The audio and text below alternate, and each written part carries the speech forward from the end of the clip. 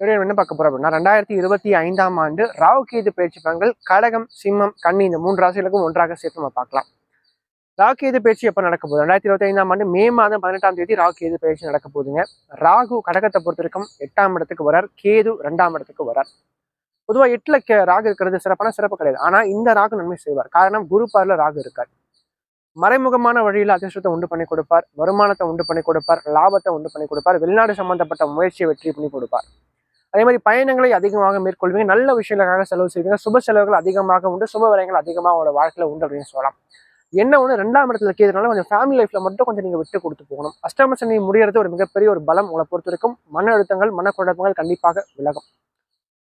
அடுத்து சிம்ம ராசிக்காரங்களுக்கு ராசிக்கு 7ஆம் இடத்துல ராகு, ராசிக்குள்ள கேது.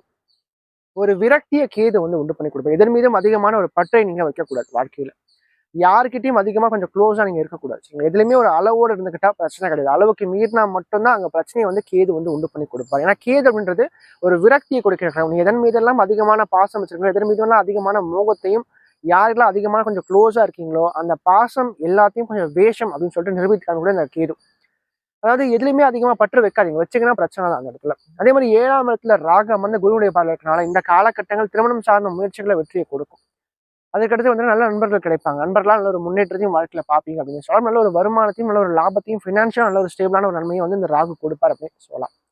அடுத்து கடைசியா கன்னியா ராசிக்காரங்களை பொறுத்த வரைக்கும் ராசிக்கு 6ஆம் இடத்துல ராகு, 12ஆம் இடத்துல கேது. ராகு நன்மை செய்வார். 6ஆம் இடத்துல ராகு என்ன பண்ணுவார்னா கடன் பிரச்சனையிலிருந்து வெளியே வர வைப்பார். ஒரு முன்னேற்றத்தை உண்டு பண்ணி கொடுப்பார். ஒரு வைராகியத்தை கொடுத்து அதன் மூலமாக வாழ்க்கையில ஜெயிக்கின்ற தன்மையை ராகு கொடுக்கும் அப்படின்னு சொல்லலாம்.